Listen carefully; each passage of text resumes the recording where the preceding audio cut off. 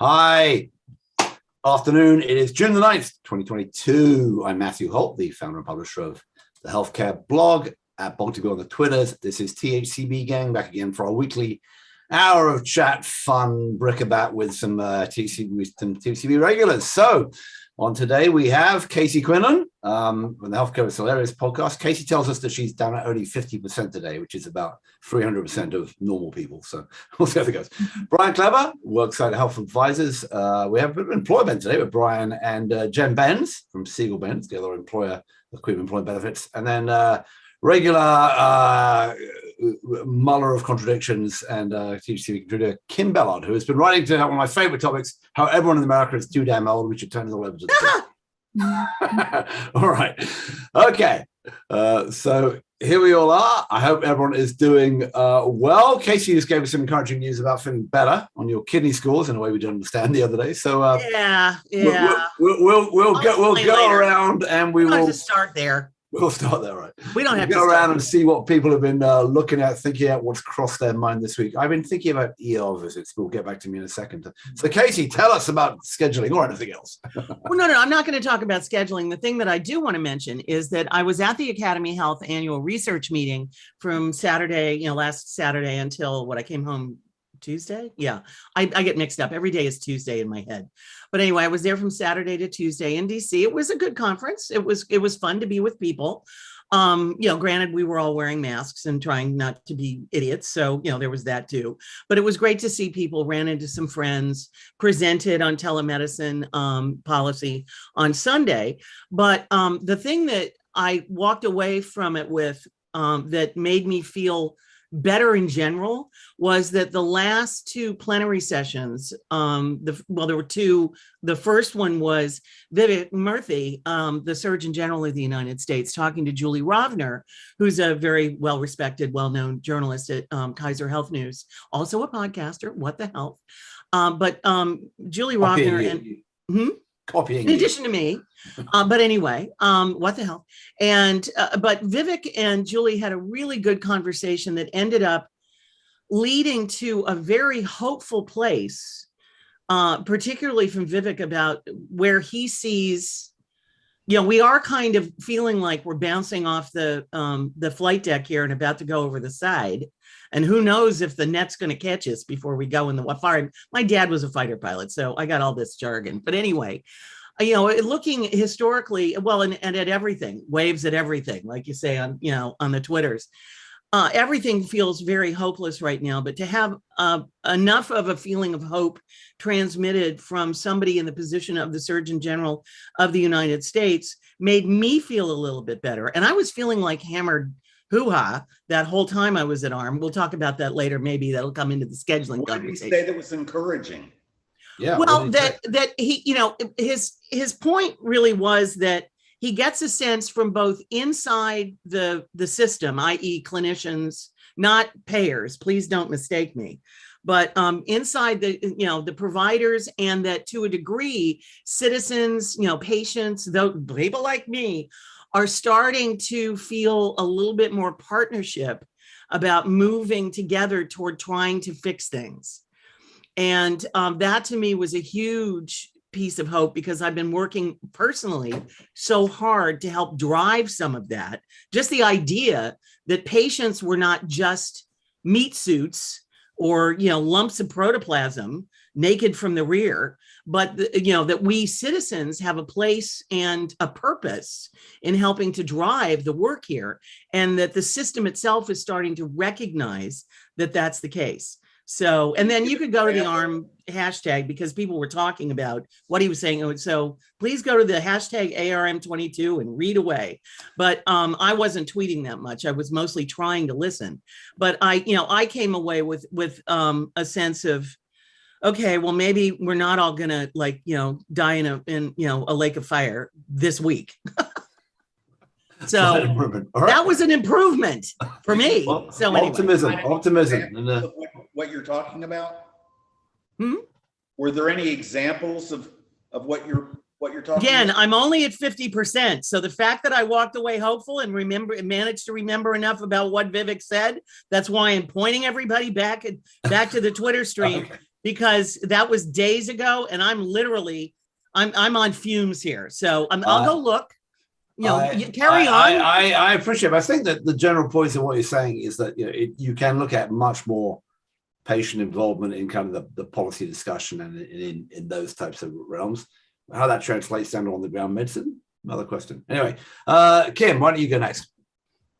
Well, it's hard to think about anything other than Uvalde and gun violence. We hadn't gotten over Buffalo before Uvalde, and then the weekend of that wasn't over before there were more mass shootings. And these hearings that they're having this week, and having 10-year-old kids testify to congressmen about why we need gun control. Man, like, really, we're asking 10-year-old kids. These guys don't know any better. Why we need to do better for them?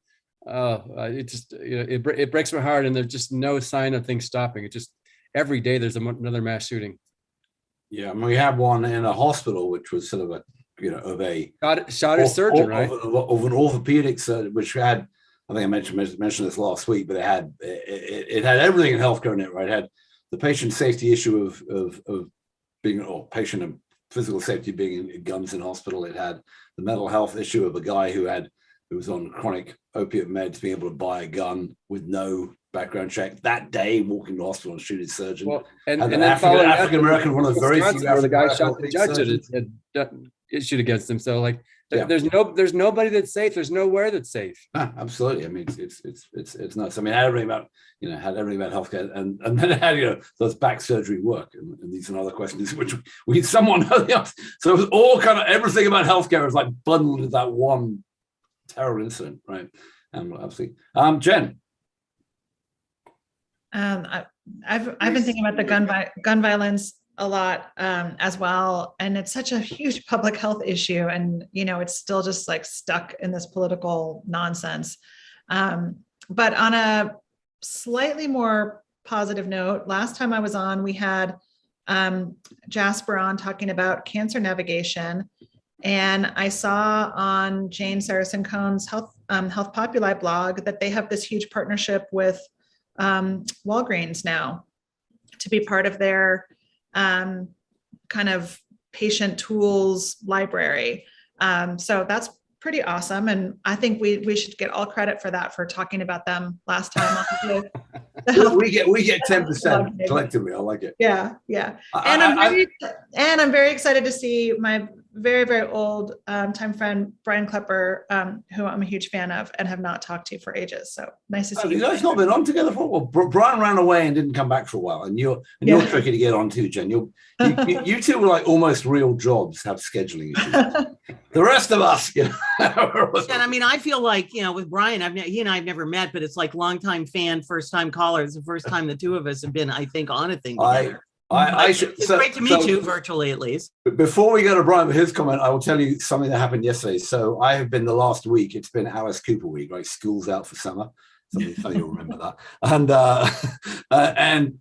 And my kid has graduated from, I didn't think it was going to happen, but it's made out the end of elementary school. And there was like, you had to go to, there were awards at the playground, and there was this and that, when there was assemblies. And then yesterday was the whole big graduation where every single kid got up and was asked to say something about a teacher, a person at the school or whatever, who had done something for them while they've been there. So they've all been there 5 years. Some of them picked like the janitor, some of them picked the PE coach. And I was going at the end of this, there were 60 kids. How did they figure out who got the right who got the right mention? Did some people get over thanked and somebody get missed out? We have to be careful about this. Anyway, all right, Jesus. So I'm glad you've all figured out everyone's complimenting each other, for the first time. Brian, what have you been up to? Lots and lots. Things are positive everywhere I look, as far as I can tell. There are more and more companies that are turning to vendors and saying, if you can't give me a performance guarantee, I'm not going to do it. There are more direct contracts being written. I talked to a TPA a few days ago where the COO explained to me how they had weaned themselves off of PBM rebates, which meant that they had to forego more than half of their total revenue and replace it. to move forward, and they did that. And she said it was just an essential step in being transparent for our clients. And I thought, wow, that's a really big change. That's a big deal. What I see is that the value process, which has been really, really slow and forever, all of a sudden is getting some traction, and the traction is accelerating.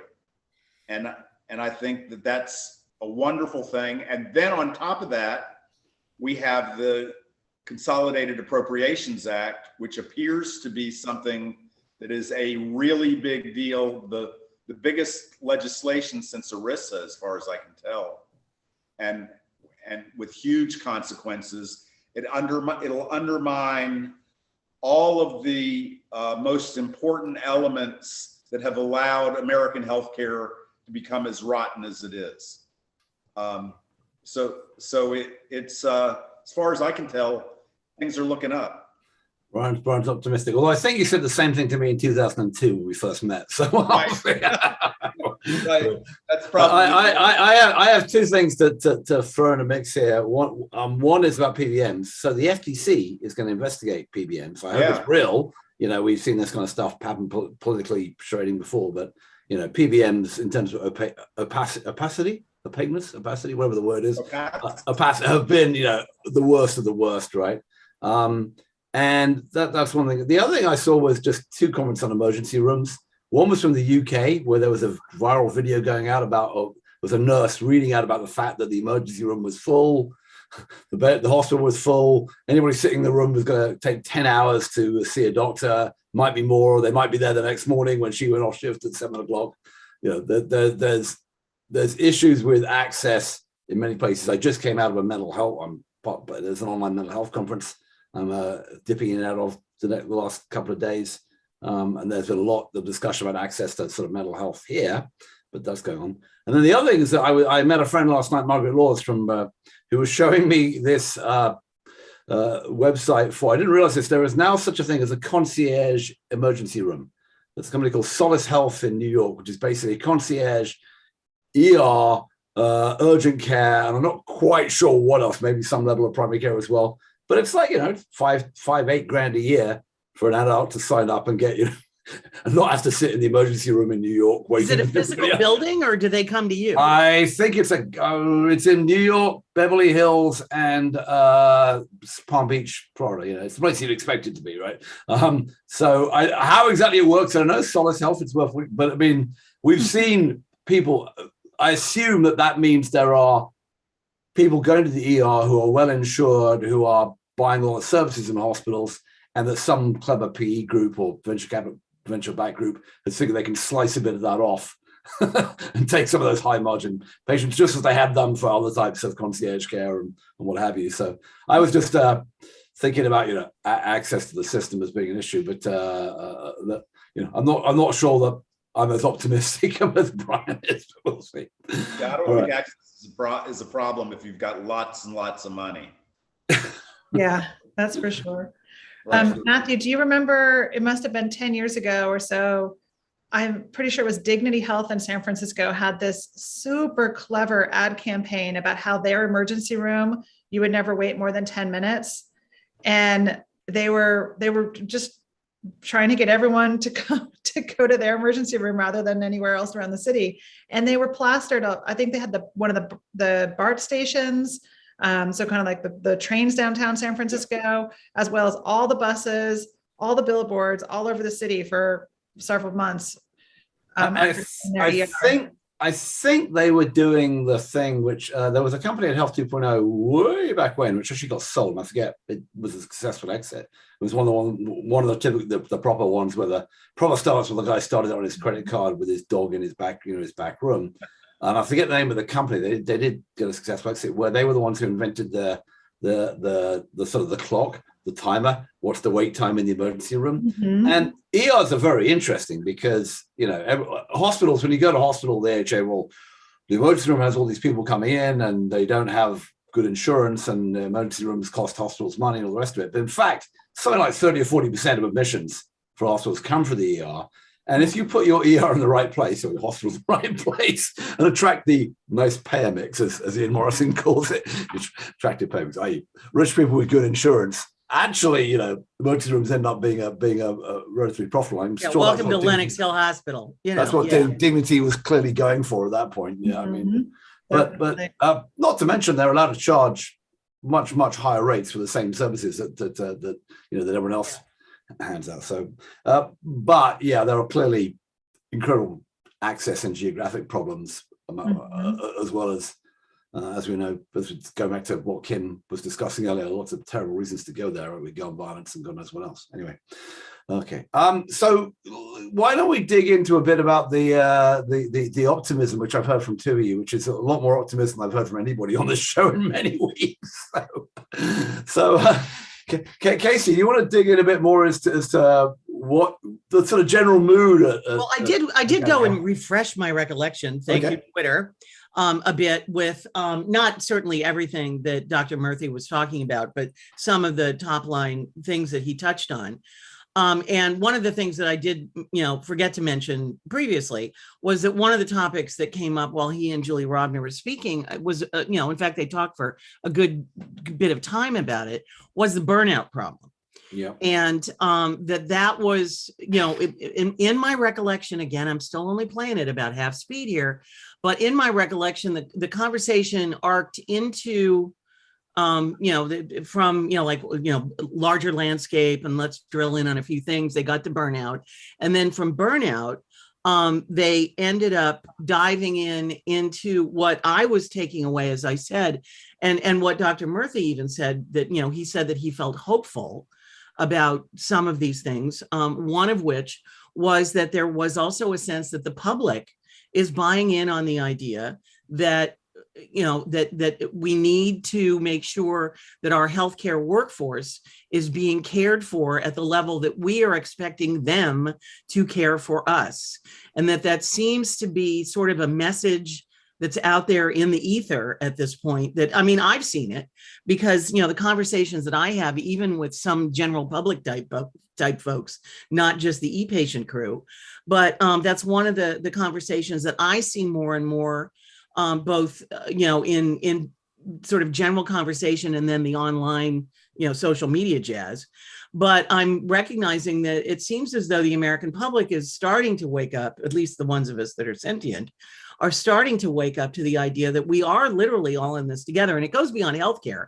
I mean, obviously, if we recognize that our healthcare workforce needs our help and needs us to weigh in to make sure that they get what they need to be able to take care of us, that this, I'm going to say this and then I'm going to stop and let y'all take it from here for a minute until I start again. But anyway, our country was founded on a big promise and then a big lie that we told ourselves.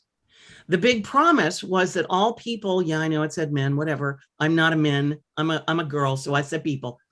But all people were created equal. However, a lot of people got left off that list, including girls and people who have brown skin and black. Anyway, but it started on a big promise.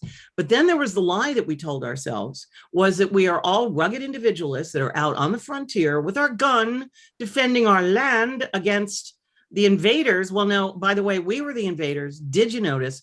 However, but I'm seeing more and more points of input from various points of the compass that groups of people, not just individuals, but groups of people are waking up enough to the point where we might start to get some kind of an agreement on some little things as we move forward to recognize that we are all in this together and we have to rewrite our story, because otherwise we will die in a lake of fire. So I'm with you on I think a lot of people are thinking about and talking about this, and we should talk more about, open this up and talk more about it. Two things that worry me. One is the level of physical violence against healthcare workers during the pandemic went up pretty dramatically. And there's a lot of stories about nurses and doctors quitting. And then we had the shooting, which not necessarily pandemic related, but there's certainly there was physical violence from people who felt that there was the whole issue of at least one assault I read about with a doctor on Twitter who didn't even want to prosecute because he didn't want to get his name out there because a bunch of people who were promoting, what was the horse dewormer, ivermectin? Oh, ivermectin, yeah. A bunch of people, he wouldn't, his hospital, and he told that he was being shouted at by the patient's wife as the patient was dying in the hospital, that, you know, he wasn't doing everything he could because they wouldn't give the patient ivermectin. And he went out to see, the wife then showed up, and went out to see her, and she assaulted him, you know, like with a crowbar or something, and broke his nose, and it was very, security pulled him off. But yeah, that kind of stuff was happening. You heard lots and lots of instances about that. So I hope that people are getting together, realizing that we have to look after everybody and have to look after our healthcare workers. So that's, you know, one area. The other thing which frightened the life out of me, I mean, you knew it was happening, but after Vale, a film crew went to a gun shop in Georgia, right? And they were selling AR-15s as quickly as they possibly could, because the people think, oh, they're going to be banned now, and so people rushing out to buy them.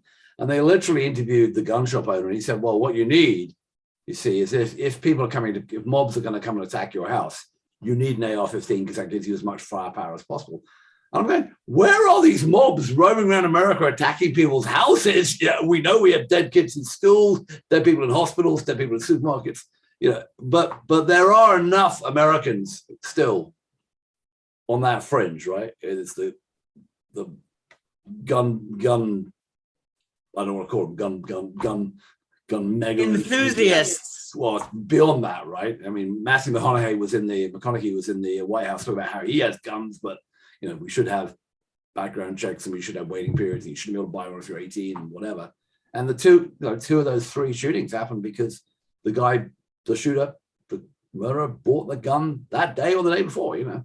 So, well, there's another idea. We could just chloroform white men between 18 and 25, and then wake them up at 25. But I mean, there's that whole thing about how you could do that. I'm not sure they get a lot better, a lot older. I don't know whether Kim and Brian may have different opinions about this, but I mean, there is. All I'm saying is that yes, things might be getting better, but and Brian, I do want to put to you on this, which is that.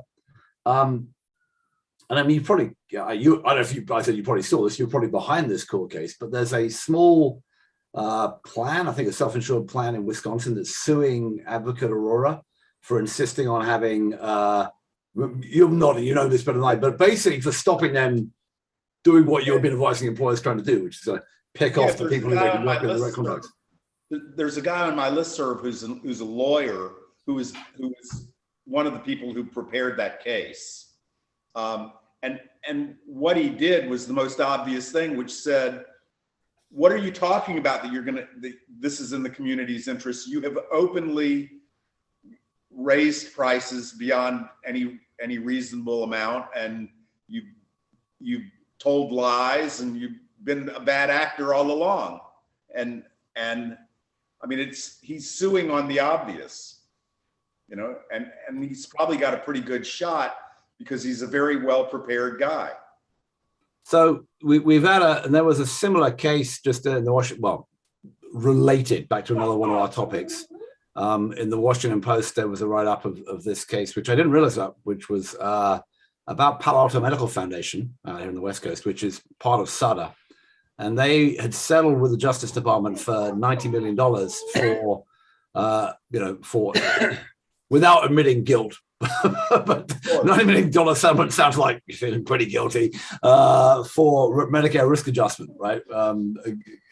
Putting in, and apparently they've been going back and allocating other cases, other diagnoses to dead people and that kind of stuff. And Kaiser's in the middle of a massive fight with this as well. So I mean, a lot of people, and United, of course, and Humana have been through the ringer on this, but they've sort of come out the other side. The DOJ doesn't always win, but there's certainly, the games that are being played by the big health systems continue on. And I guess my question, Brian, is if enough people, enough companies, employers, and maybe even other sort of end purchasers, the government at one point, get smart enough about the techniques that you've been talking about value-based care, direct contracting, paying for outcomes, all that kind of good jazz, and not having unnecessary services. At some point, right? Does the ability of those big systems to sort of play we're doing it for the community, and we are in the community, and we're the big nonprofits, and to play that political card, does that stop this? Do you think that's a risk, or do you think, because at the moment value-based care is such a small percentage, it doesn't make that much of a difference?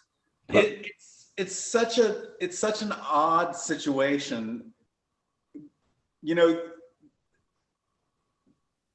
what Casey has been talking about is really our national malaise on everything. I mean, the things that we've got going on in healthcare are no different than what's going on in the environment, in food, in education. We lie, we do wrong all the time and get away with it intentionally. A couple of years ago, I wrote a pretty harsh piece about a subsidiary of United that was in mental health services, and they openly and intentionally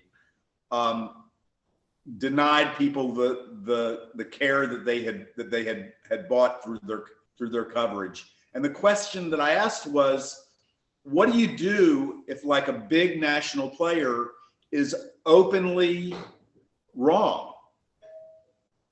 I'll be right back. I have to go answer the door, believe it or not. Well, go get that Amazon package. absolutely. I think, Particularly if it's one of those big expensive ones. Don't leave it out there. Let's hope it's not somebody with a gun. Oh yeah, well, let's we have Brian's empty chair, and it'll return. I know. Kim, let me ask you about your and Jen, your response to my same question, because I'm kind of wondering, you know, the politics of this seems to be that in the end, you know, that I'm kind of reminded when he says, you know, if United does something wrong, can you ever get after them? They were accused in the RAF upcoding, and they kind of got out of it. They basically beat back the Justice Department. They probably had better and more expensive lawyers. Maybe Sutter couldn't afford their legal help, or was something even worse. But you know, do you think we can move the needle on that, or are those big systems going to be too politically powerful? I'm not that optimistic. I feel bad Brian's not here, but I don't see a lot of evidence that in any sphere of our economy that the big guys don't have the firepower to grind down the legal system and, you know, keep doing what they're doing, whether it's big tech or big healthcare or, you know, big oil. You know, we don't have the government right now that is standing up to things, and we don't have the legal system that really goes after bad people. The legal system has become a protectorate. We're all about big. We're not about fair, ever. Yeah. It's all about big, not about fair. You can't have a system like that when the legislators are openly receptive to bribes, and that's what the lobbying system is. It's an open bribery system. Yeah, I forget his quote as he said that campaign finance is not the most important issue. It's not the first issue, but it's the most important issue, or something to that effect. That until we fix that, nothing else is going to happen. Somebody wrote a very interesting piece. I need to go grab it, which was about Wilbur Mills, right? He was the guy running the Ways and Means Committee in the 60s and 70s, who basically helped get Medicare and Medicaid through. There were some other entertaining things about him too. Right. Well, right. He got busted with, what's her name? Fanny Fox. Fanny Fox. He was drunk. He crashed the car. She ran out of the car, but the cops got her, whatever. No, they were boinking in the reflecting pool. They were boinking in the reflecting pool. Oh, I got the censored version of that. Car crash. Mm-hmm. After the car crash, there was no car crash? No. There was a car crash, but they were both so hammered, they just like fell out and rolled over and into the reflecting pool and hello. So yeah. Sounds like they rolled over into each other is what. Anyway, basically. It was all right. Moving along. What the article said was that after that, a whole bunch of legislation passed and said so Will Mills would not let any lobbyists or anybody into his committee room, the Ways and Means. And now after that, legislation was passed, let's make this more open. And the argument basically was that since that had happened, Mills was able to keep sort of taxation relatively high and not have so many special interest loopholes.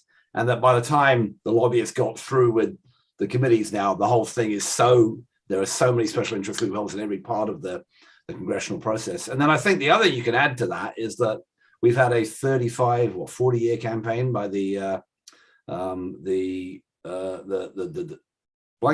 right-wing pressure group for legal stuff.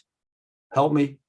Heritage Foundation? No, not a foundation, a Federalist ALEC. Society. Is- The Federalist Society. sorry. Oh, the yeah. Federalist But, Society. you know, Yeah. paid for by many right-wing foundations like the Scaife and Mellons and Heritage and everyone else, you know, to appoint more and more right-wing judges. And, you know, and now we have the Supreme Court, which, you know, if you listen to Sheldon Whitehouse talking about dark money, in the senator from Rhode Island talking about dark money in the way, you know, it's already happened. But the goal of that, yes, they ride along on abortion and sort of guns and gays and that sort of stuff.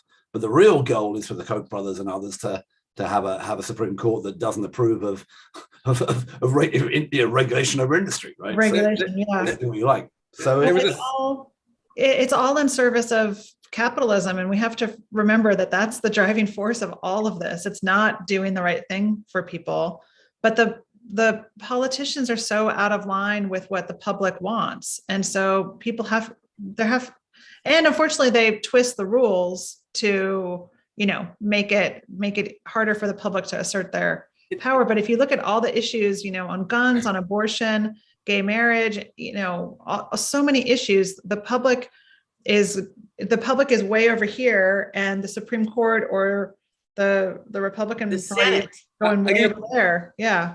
I'll give you two examples. So in South Dakota, I believe it is, the legislature is trying to make it harder for citizens to do referendums because they don't want the citizens telling the legislature what to do. In Ohio, we passed a referendum requiring our legislative maps not be so gerrymandered. The commission that has put that through has submitted 5 different maps to the Ohio Supreme Court, each one of which has been found unconstitutional, and the committee doesn't care. They're like, basically, what are you going to do? Throw us in jail? I mean, we passed the referendum. The voters said, 80% of us said we want fair maps. There's a commission. The Supreme Court has told the commission what you're doing is not constitutional. They don't care. Nope, they're in power, and they're going to keep just, they know what the American people want, and they're going to give it to us good and hard. The Wall Street Journal had a survey this morning. Only 20% of Americans believe that our government is effective. It's like, that's not survivable. Well, I mean, it's back to, I think Brian and I had this conversation 15 years ago. Jared Diamond wrote that book called Collapse. I mean, have you ever read that? That's a scary, scary book. Scary book. And he has this long piece on Easter Island, which was where the big monuments are, about how basically the inhabitants of it, I think they chopped down their forest and they killed all their animals and all their fish, and then they ran out of stuff to live off when they died. And you look at movies like Don't Look Up and what have you. The soil on the whole island washed into the sea because it was cut loose. Yeah. So the question about what's sustainable and if something is unsustainable will actually ever end, is always to me a big question. And you look at there are optimistic things in our society. I mean, the equivalent of what Brian is talking about in value-based care and kind of renewable energy and anti-pollution moves, all that stuff on the environmental front or something like that. It's coming, but is it coming soon enough? Did you see the article in the Times about the Great Salt Lake? Yeah. It is eroded so much that now they're worried that the winds are going to blow this dust, which has arsenic in it, onto Salt Lake City, which make poison for people. Now, there is enough water in the snowpack, but they don't want to divert the water from the areas where they're building new buildings. So they don't want to stop building new buildings, even though there's not enough water, and all these other people are going to die a horrible death because of it. It's like, we cannot even. We can't do that anymore. We have to stop doing that. It is we have a massive problem across all these areas about long range thinking. We have a political system which will not let us get it unstuck, and even down to the fact that the Dakotas and Montana and what have you, which have got no people in them, don't want the 5 states with the 10 senators. We've got like 6 million people between them. Whereas the big cities are much less influential. That's why a lot of things that end up, by the way, in the healthcare system don't get addressed because they can't get national attention because they're not politically viable, which are big urban problems, and a lot of them, like homelessness, which have a big impact on the health system and mental health, don't get the attention they deserve. All right, so now we're back to being depressed. Hang on, we were being optimistic earlier. What happened about this? All right. Well, we are being optimistic. Let me go back to. I want to raise a couple of things that have come across me this week. One is the sort of the mental health thing. There's some interesting stuff going on. I've been at this. Somebody to Bibu has this conference which is going on right now called Going Digital Behavioral Health something conference. I'm missing a C somewhere there. All the sort of new companies talking about how they're going to solve the problems of mental health. And there are two things going on. One is the need for mental health, especially amongst kids and teenagers, but across the board has gone up dramatically over the last few years. There's a lot older adults too. And adults across the board, and older adults and elsewhere. Yeah. And we have this massive capacity constraint. And I heard a presentation between Sarah Iceland, who's the CEO, the COO of Blue Shield of California, and Brightline, one of the mental health companies for kids, which I happen to have been a member of. And essentially, the story was that Blue Shield couldn't find enough providers out in the community to manage the kids' mental health issues. And because Brightline could line them up with telehealth consultations for providers pretty much straight away, they thought this was a great thing. They talked about outcomes and other stuff, but it seems to me that's the issue, right? Can you get access to these things? Meanwhile, we have Cerebral, which was the incredibly fast-growing mental health company, which grew pretty much fast by doling out ADHD medications, most of which are controlled substances. You know, getting now with articles in the Wall Street Journal about it, had to fire a CEO, has been investigated by the DEA and who knows whom else. So I'm wondering, you know, on that topic, one of the things, maybe Brian, you can comment on this, and Jen, as to how the employers are thinking about this. One of the things that, you know, for years and years, the mental health thing was sort of separated off from physical health. Now we've had a lot of conversations, and maybe Casey, you know, you've been a part of these in the last decade about how these things should be much closer together and how the impact of mental health, you know, impacts physical health and vice versa. I don't know, are you seeing on the employer side a big uptake in kind of looking for real outcomes and results from this, or is it just really about can these online companies deliver access in a way that couldn't be done before? Do you guys have a I think that they're actively, especially the big companies, are actively looking for outcomes, and there are two issues. I mean, if you go and you look at the emerging advanced primary care clinic companies. You know, here we're talking about Everside, Crossover,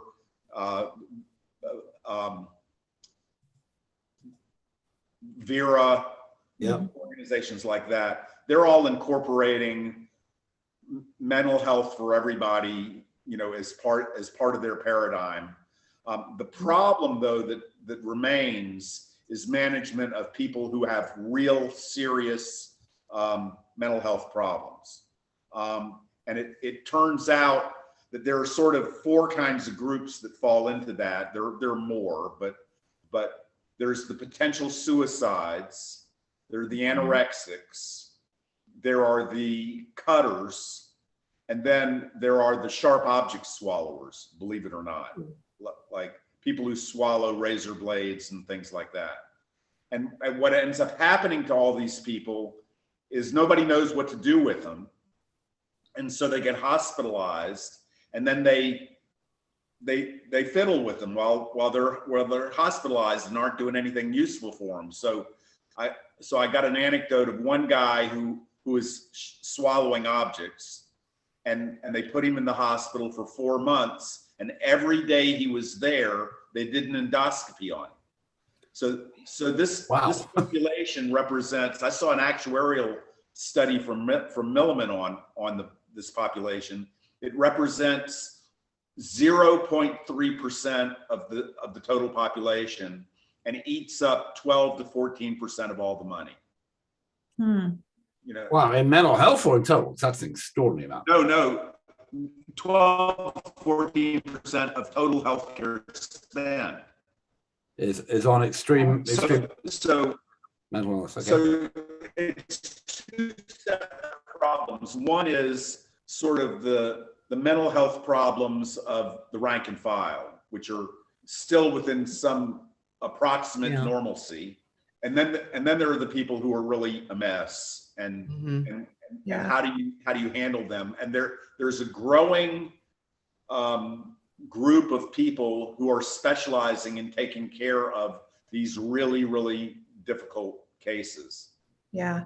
And I think it's that huge spectrum of needs that's really hard to solve for on the employer side, because you have everything from stress and kind of managing your, like the more simple managing your day-to-day stress, all the way to these very, very clinical, extreme cases. And the employers are somehow supposed to have mental health solutions that fit that whole spectrum, while there's this huge gap in even accessing providers.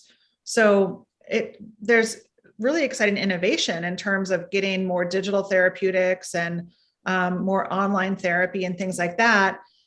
So a lot of our clients have just put in a big variety of mental health solutions and different benefits and partnerships in the last few years to fit all of those different needs kind of across that whole spectrum. But then the challenge is people get confused on where do they start, and what do, well, which one of these is right for me at that moment. So that's a lot of the work we've been doing the last 2 years, is explaining all of those different scenarios and how you have a variety of options at your fingertips. But one of the things that I think is most challenging is the lag time between when someone knows that they're struggling with a mental health issue until they actually take action can be years and years. And so, trying to get that population cared for before they become something really extreme, it's just like the preventive care in any other aspect of healthcare. And can you say a bit more about how that works? I know there are a couple of the selection, the diagnosis, and kind of filtering part of the treatment, because I know there are a number of companies who've got some of that built in. I was working with one which primarily was dealing with people with depression. They had a kind of stress management program as well for quote unquote the healthier people to go, sort of compete with Headwise and Calm, but really they were dealing with the depression and anxiety. And there was a bunch of testing and filtering, and then so if you fit the person who was pretty much standard depression or standard anxiety, they went, you went to their system. They tried to filter people through to the Headspace kind of model that they had as well. But then there was a percentage, which I assume is relatively low in some employer groups, higher in others, and then you get to Medicaid and elsewhere, it's pretty high, of people who have serious mental illness. And then Brian's group of the extremely seriously mental ill who are active danger to themselves or others. How is that being done by them having one vendor who has that test at the start? Do you and the employer have to come up with that explanation, leave it back onto the employee? How are you getting it? How do I even know? It's all that level of really deciding what type of therapeutic intervention someone has, that's being done by some of the newer providers that are kind of doing an intake and then helping people get to the right type of therapist. But the employer is definitely not taking responsibility for that type of sorting. And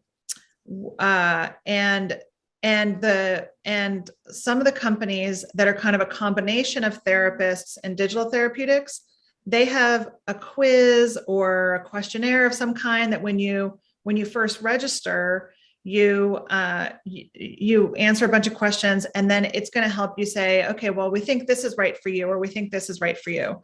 And then some of the concierge providers are doing that too, because they're talking to people about what's going on in their life or what they're struggling with, and they're having real conversations about their interactions with healthcare. And then they can start to identify, does this person need what type of mental health care? So there's a lot of ways that kind of evaluation is happening, but the employers are definitely not trying to do it themselves. So the evaluation, so basically you get through the employer with their intake, with their wonderfully written communications from Ben Siegel Communications, which then tells them to go here, and then that intake process is Lyra or Headspace, or Modern Health or Spring Health or any. And they're presumably, but at some point, one of those companies may say, we can't deal with this person, we just shuffle them off somewhere else. Hopefully there's not a drop off at that point. Is it fair to say that success is largely dependent on how evolved and knowledgeable the navigator system is. Yes, I think that that's still a big piece of it. And then how you just get people to start to take action in the first place. Because just because you put all these programs out there doesn't mean that the people who need them are going to go through those steps. So you have to constantly remind them. And that's where the employer company culture is such a big component, because if you're working in a really toxic environment who's offering a bunch of really sweet mental health benefits, you're not really going to trust those benefits as much as if you're working at a company that you feel really cares for you, and you're really going to trust the programs that they're offering. So a lot of it comes down to that kind of communication and culture and all of the existing stigma around mental health and so forth. Well, there's an added problem here, right? Which is, and this is the thing that Cerebral is being castigated in the Wall Street Journal for, which is that a lot of the stuff for depression and anxiety, especially with depression, doesn't really work, right? We know SSRIs is a common treatment. They don't work for most of the people who take them. And they were going down that path, and they were like recruiting people to take, SSRIs and be managed for depression. And they found a lot of them were dropping off the program. And then they found that people who had ADHD and were getting their Adderall were sticking with the program, and therefore were much more valuable to keep around because they were paying their subscription every month, because that stuff's addictive, right? it works well, but, and it's it's really that is in a little microcosm the struggle, because many of the people who need this care, as you said, they'll lay it forever. Or then they don't want it. And then you have people with serious mental illness, like the folks Brian's talking about, who need a lot of help and aren't getting it. And then you see them living on the street in the drug marts in San Francisco and elsewhere. And in fact, San Francisco on Tuesday got rid of its DA because he apparently wasn't, prosecuting people enough. And there's a big back and forth about how much was California rejecting progressive whatever tactics or whatever. But nonetheless, it's certainly it's still that in big cities, that's a very visible and that's a real invisible problem. Yeah. And there's legislation in California. Oh, sorry, Casey, I keep cutting you off. There's legislation in California about conservatorship of being able to intervene more in those really, really extreme cases, the folks that you see living on the street. But it's hard to imagine how you get a kind of employer-based or even a Medicaid-based, process through them that probably ends up coming from criminal justice and social services. Sorry, Casey. Well, I spent about 6 years getting a really deep dive and sort of uptake of information, exposure to viewing of. I even attended a really big conference about the power of the peer support model, even in serious mental illness. Because the peer support model obviously is a big part of recovery from substance abuse. There's also a lot of peer support around, stuff like depression and, some other, sort of mid-range to lower range, using bad terms, but you know what I mean? But those sort of, mental illnesses that don't completely stop you in your tracks or completely derail your life. However, there's nothing like attending a huge conference of people from all over the country, and in some cases the world, almost all of them PhDs with advanced degrees, lots of experience, lots of published articles, who are themselves diagnosed with everything from psychosis to schizophrenia to whatever, talking about their experience, the science that they're doing, some of the studies that they're trying to do, the struggle they have for funding to try to get, funding to really prove this model beyond getting nibbling around the edges. But the other thing, and to Brian's point that he made earlier about the endless endoscopies, which, boy, that sounds horrifying. Talking about snake pit. Oy, Gewalt. Every day an endoscopy? What the heck? No wonder the bill was so high. But the 12% that the stat that Brian gave about medical care for this small under 1% of people serious mental illness, the issue there is that the medications that these people are usually required to take according to the rules around the DSM, pick one, and particularly things for schizophrenia and psychosis, the ones you're supposed to take forever, long term, and give you everything from tardive dyskinesia to type 2 diabetes to other cardiovascular issues. The side effects of these things are really bloody serious. And that's where a lot of that medical management comes from. It's not medical management of the serious mental illness. It's medical management of the side effects of the frickin' medications. Whereas the peer support model, which I have seen work, I know people who live meds free despite their diagnosis, except for the times when they know the signals that they get. It's like, okay, it's time for me to take meds for 3 weeks, a month. They have, they know, and they go on their meds for a period of time until the issue resolves, and use their peer support channels. And I mean, SAMHSA funds, peer support models. They're Medicaid, I think in 20 plus states, pay for peer support workers in mental health. But we need to get all 50 states doing it, and we actually need these people to get paid a living wage. So I'll stop there. Well, there's actually the peer support thing super interesting. I'm a teeny investor in a company called Supportive, which has now got Walmart on the books as of doing. It's basically an online chat peer support model. There's another one. There's one that's advertising itself on Facebook all the time. The consumer's called Pace, the Pace Group, and one just got funded. A lot of funding, like 50 million. I reported on this week. Circles, which is another New York-based company doing, again, online, in that case, I think it's Zoom type peer support meetings with a psychologist moderating. And I think, that kind of thing, like, can we find non-medication based solutions that are effective is going to keep growing, because we're casting around for answers in a whole area there, which is Brian pointed out, it's got a lot of costs associated with, a lot of problems, and we haven't really paid attention to it. The one last thing I would add there is just left my head, so I won't add it.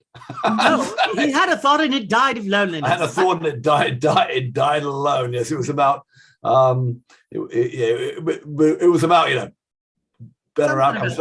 Sorry, it was back to what Brian said about primary care, right? Which is that right now, and for the employers, it's still, you're kind of diverting people off to mental health. It's not really going through primary care, but you'd assume if you're going to a crossover or a Firefly, one of these primary care groups, or even, why not, One Medical, somebody should be doing this.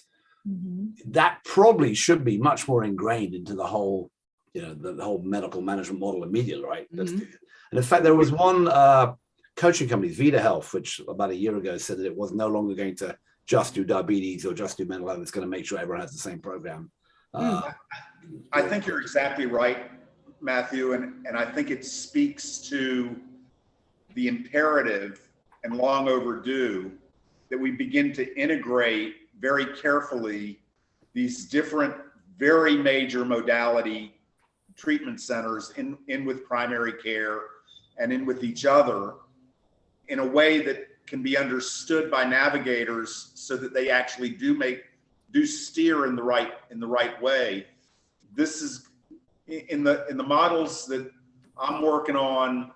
We've got to integrate specialty drug management. We've got to integrate MSK management, mental health,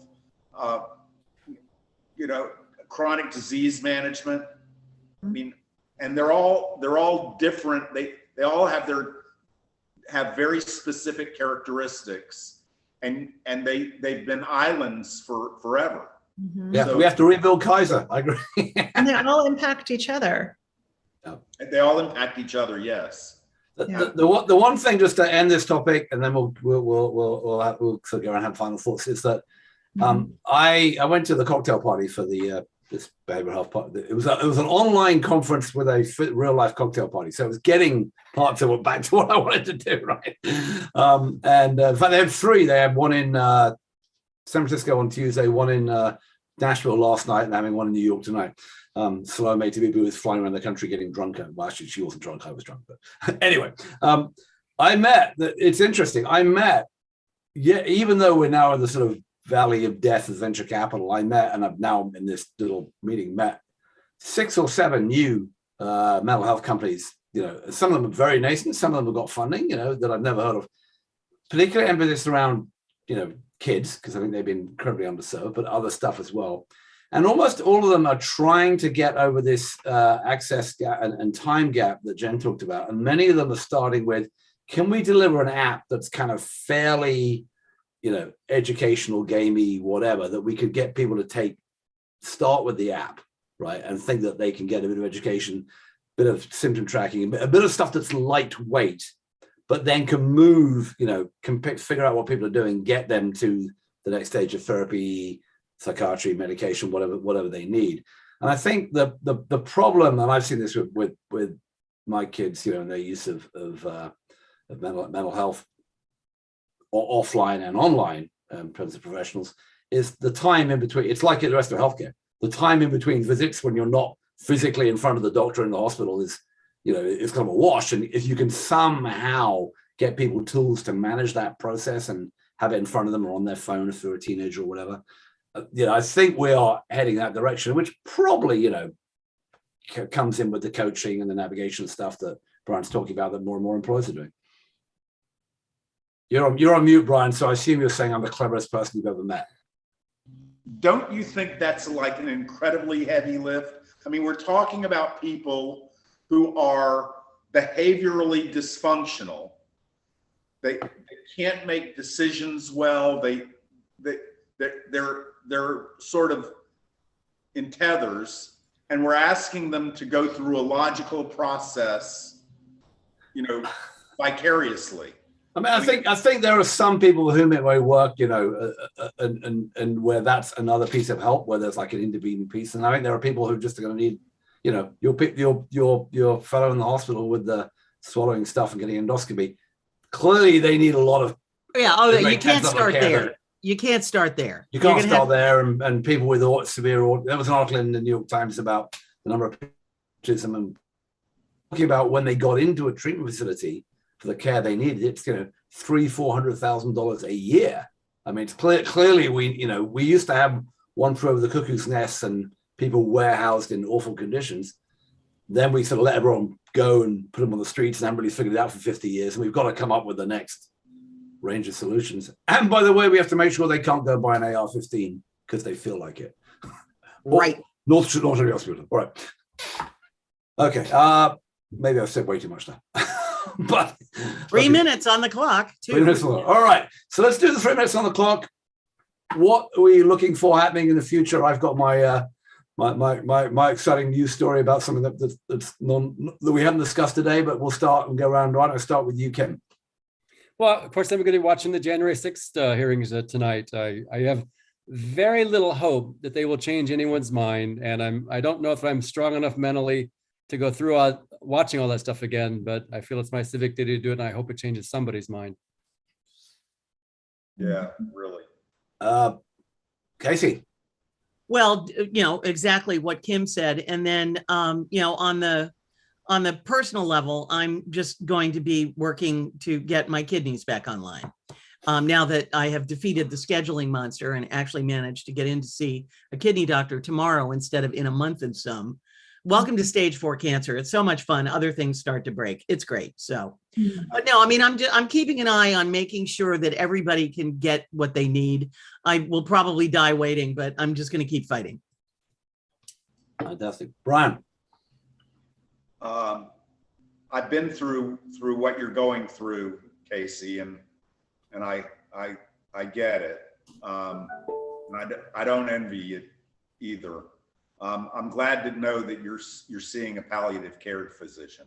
Oh, that's key. And she was the one that had the magic bullet. So yeah. Yeah. So palliative care, she can do all the stuff. That's fantastic. She knew the guy. She had him on her phone. She texted him. I got an appointment tomorrow. It's all good.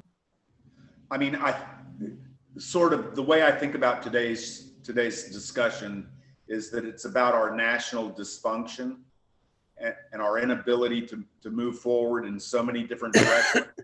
I will tell you, I have begged my children that I think they all need to go to other countries. I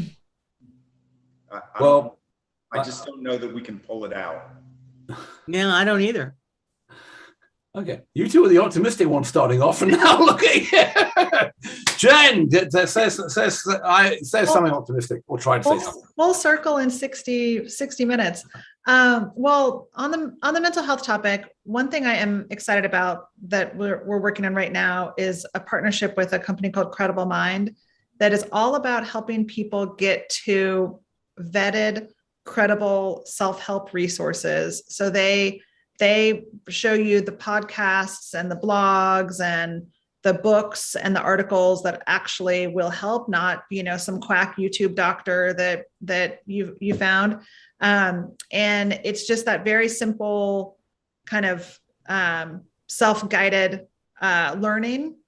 So we're really excited about that because it's a very low barrier of entry way for people to start exploring the different topics. And we're working on a bunch of possible implementations right now. So I'm excited about that, ending on a slightly more positive note than Brian did, with us all fleeing the country and finding a second home. Well, speaking of the fact that my second home is in, although it had the golden jubilee, well done the Queen for staying alive for 70, staying on the throne for 70 years, and then I hope you saw with Paddington Bear tapping out "We Will Rock You" on the teacup.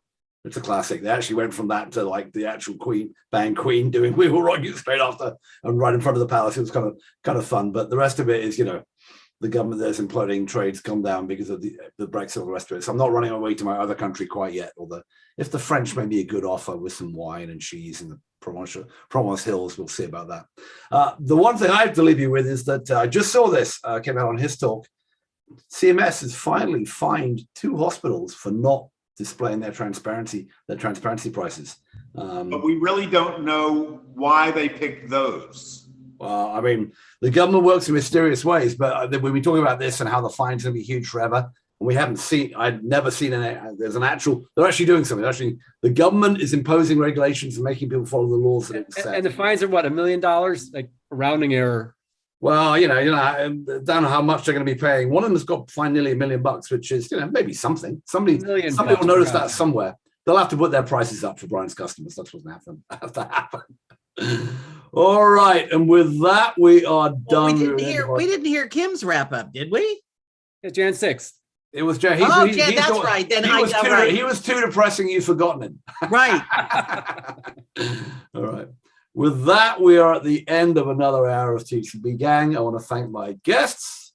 They have been Casey Quinlan from the Healthcare is Hilarious podcast in Richmond, Virginia. Brian Klepper, Worksite Health Advisors, hanging out in Charlotte, North Carolina. Kim Bellard, THCB contributor, writer, and general protagonist in Cincinnati, Ohio. And Jennifer Benz sitting in the now no longer hellscape of San Francisco, because you got rid of the DA and so it's all going to be fine and wonderful from now on in San Francisco. I'm coming to your fair city tonight, Jen, to go to a cocktail party with some venture capitalists and hopefully be. And you didn't invite me? Well, I after this I will invite you because I'm pretty sure it's open allows, but we'll see that. You will be able to see. So thank you for watching, listening to this. I will give you a quick plug because I've been paid for nicely by the folks at AHIP. That if you want to come to the AHIP conference and see me in Vegas in 2 weeks from now, January 21st, 23rd, you can get $100 off using the code THCB. So that's my look. I'm getting one of those really good podcasters who knows how to put the ad in. I put it right at the end, but there you go. Jess the Master and I will be there having fun. And with that, otherwise, we'll be back on THCB Gang in a week's time with a new, different gang on June the 16th. Look forward to seeing you then. Thanks for watching and or listening.